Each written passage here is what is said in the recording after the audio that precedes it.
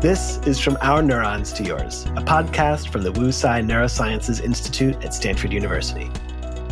On this show, we crisscross scientific disciplines to bring you to the frontiers of brain science. I'm your host, Nicholas Weiler.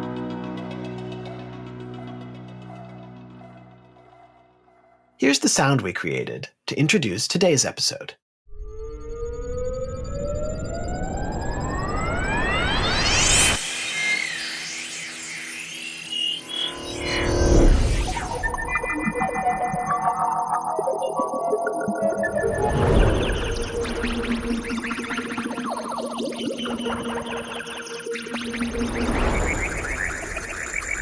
Perhaps that is the sound of a bionic eye. You know, we take this for granted, but our eyes are amazing. They're incredible. We process the visual world so automatically and so instantaneously. I think we forget how much work our eyes and our brains are doing behind the scenes, taking in light through the eyeball, transforming light into electrical signals in the retina, packaging up all that information and sending it on to the brain, and then making sense of what it is we're seeing and responding to it. In fact, new science is showing that the eye itself, meaning the retina, is actually doing quite a bit of the fancy image processing that scientists used to think was happening deeper in the brain. Of course, our eyes are not perfect. Millions of people suffer vision loss or even blindness. Often, this is because the tiny cells in the retina that process light die off for one reason or another. But here's something that may surprise you. While it sounds like science fiction, the possibility of engineering an artificial retina, a bionic eye, is closer than you might think. And that brings us to today's guest. My name is E.J. Chichilnisky. I'm on the faculty at Stanford in the Department of Neurosurgery and Ophthalmology with a courtesy appointment in electrical engineering. Dr. Chichilnisky leads the Stanford Artificial Retina Project. His team is engineering an electronic implant to restore vision to people blinded by incurable retinal disease. In other words, they are prototyping a bionic eye. So I started the conversation by asking him, how close are we to creating this technology? And can I say bionic eye? Is that offensive? Or It's not offensive at all. Are we there? No. Is it possible? Absolutely.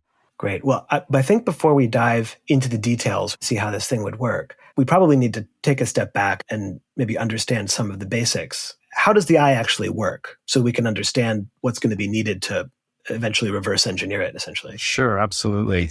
So the eye is an imaging device, absorbs light from the outside world that is imaged by the lens of the eye onto the retina. The retina is a sheet of neural tissue at the rear of the eye upon which that image is projected. The retina does sort of three major things with this pattern of light. First, it converts the light into electrical signals. Second, it processes those signals quite substantially to re-represent the image in patterns of neural activity that are complex and aren't a simple and direct reflection of it. And the third thing it does is transmit those patterns of activity along the optic nerve to the brain. So into the retina comes an image, and out of the retina comes, let's think of it as a million wires containing these electrical impulses that represent the visual sea in a sort of abstracted way. So you can sort of think of the eye as being a lot like a camera, right? It's got a lens, it focuses the light. There's a sheet in the back that picks up that light and turns it into an image. And, you know, on modern cameras or on your cell phone, right, they can do a lot of pre-processing. It can blur out the background or focus on particular colors and things like that. Is that a fair comparison? It is. I think those components are there in the retina, the simple focusing of light and the simple absorption of light. It's the additional stuff, as you say, in modern cameras, that's the image processing that takes place in the brain of your phone, if you will. The retina, you can think of it as a camera plus an image processing module that re-represents the signal so that it can be transmitted efficiently to a variety of targets in the brain. And it's that last piece, the image processing, that is not well accounted for in present day technology for interfacing to the retina. Existing technologies that do restore vision to people who have lost it, some vision, but in part because they don't do this image processing aspect. The images that are restored are very limited in terms of their usage to an individual. Just to understand this pre-processing that we're talking about, I think people may have probably heard of rods and cones in the retina, the light-sensitive cells that detect the light. But there are also other cells that do processing, right? I wonder if you could just briefly touch on what kind of processing is actually going on. Sure, absolutely. The rods and the cones are two type of, let's call them pixel detectors, very tiny cells that detect light in a particular point in space. And we have rods and cones because the rods are very sensitive and are very useful in night vision. And the cones have the ability to adjust their sensitivity over wide ranges of lighting, all the way from bright noonday light to sort of dusk light.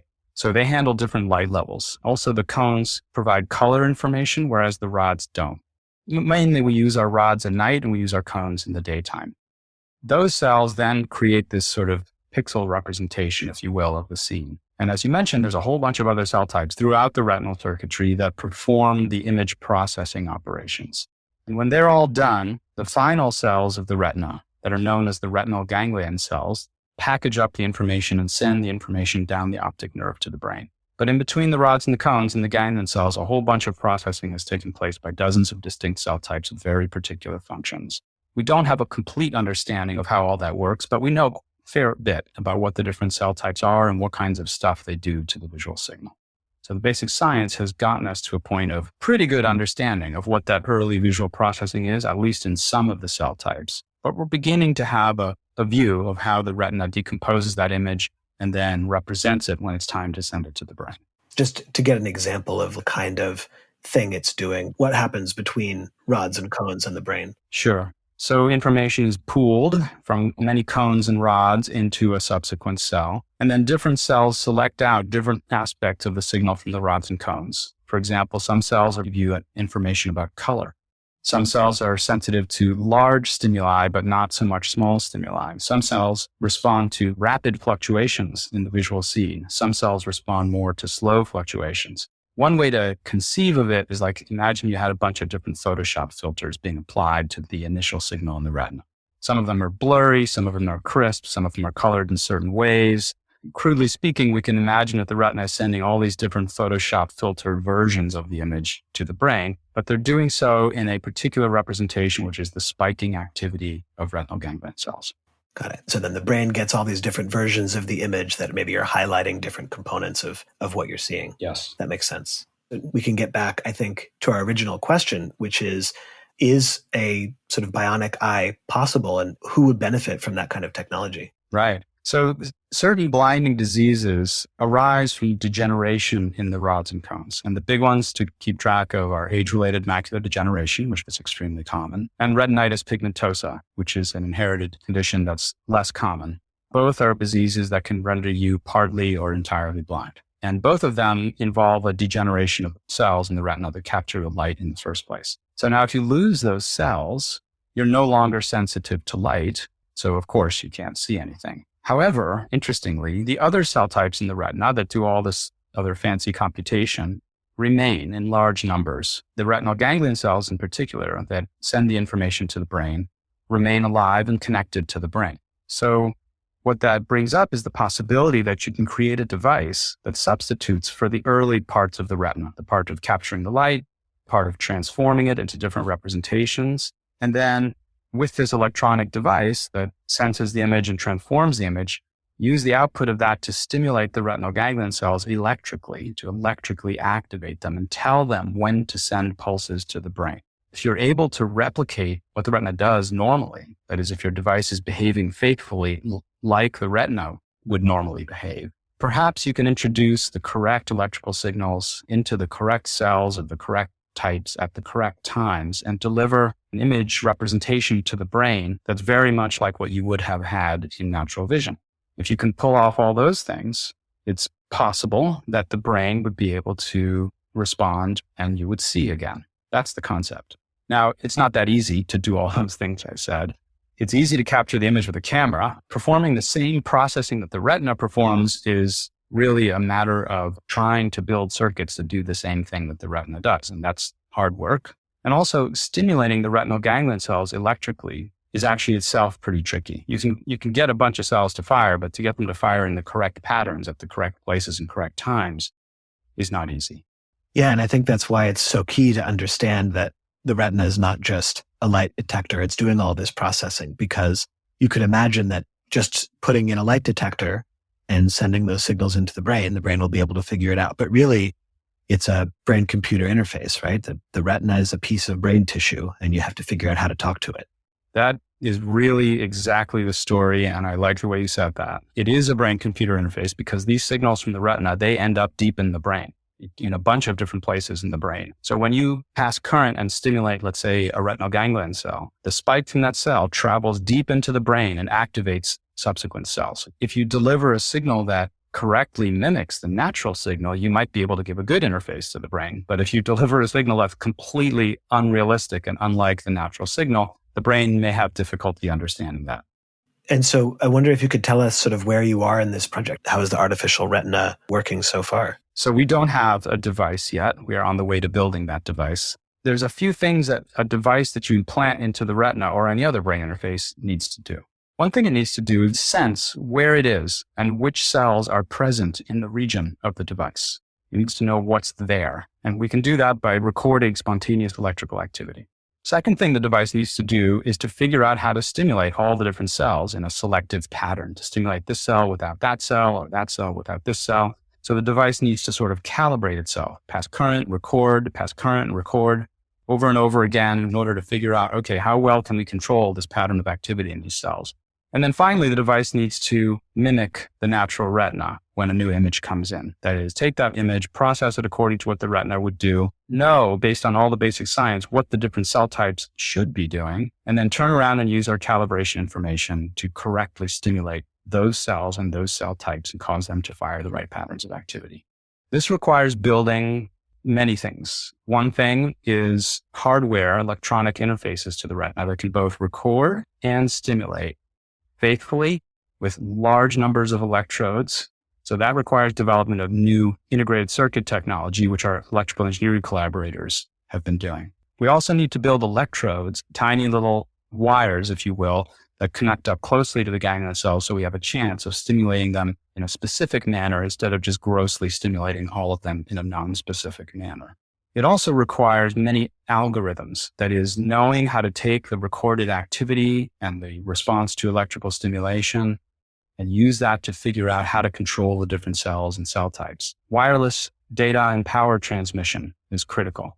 Well, it sounds like clearly it's still a work in progress, but a huge amount of progress has been made.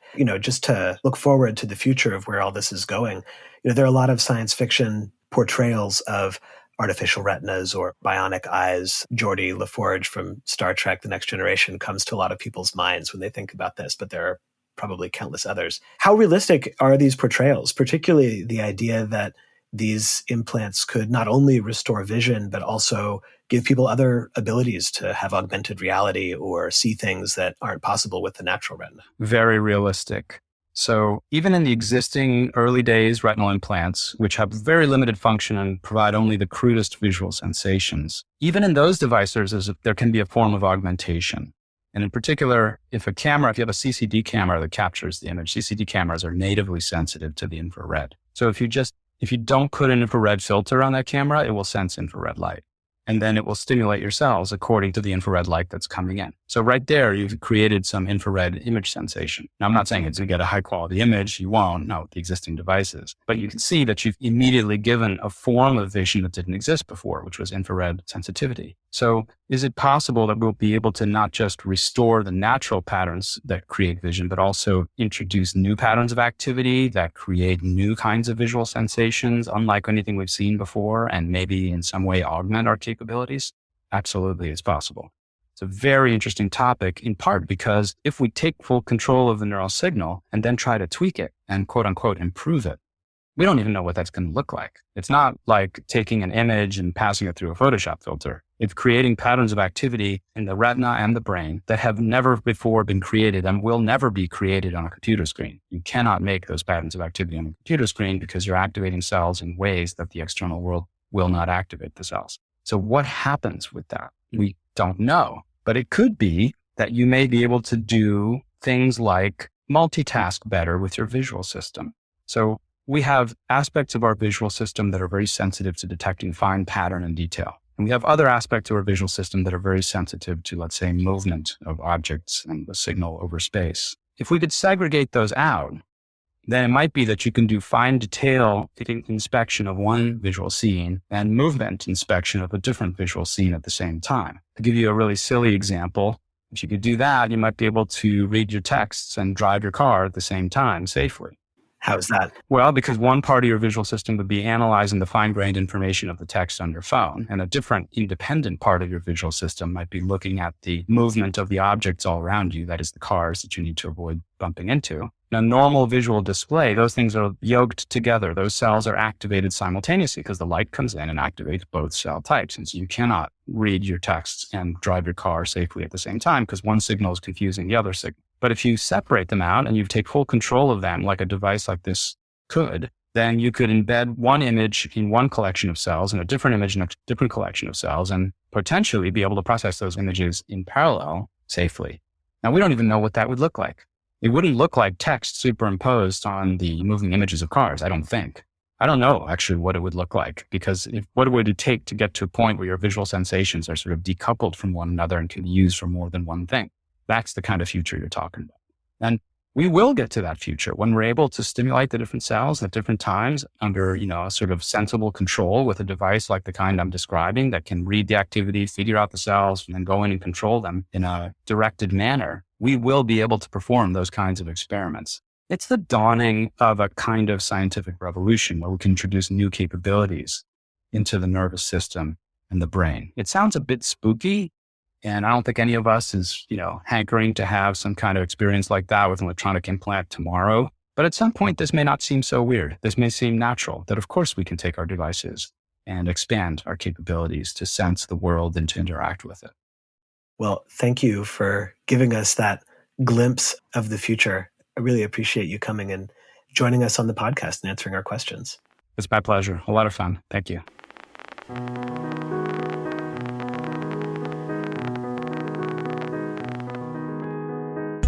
Thanks so much again to our guest, E.J. Chichilnisky. Dr. Chichilnisky's group hopes to have the first in vivo prototype of their artificial retina ready for testing later this year. We will keep you updated. For more info about his work and the Stanford Artificial Retina Project, check out the links in the show notes. This episode was produced by Michael Osborne with production assistance by Morgan Honecker and Christian Huygens. I'm Nicholas Weiler. See you next time.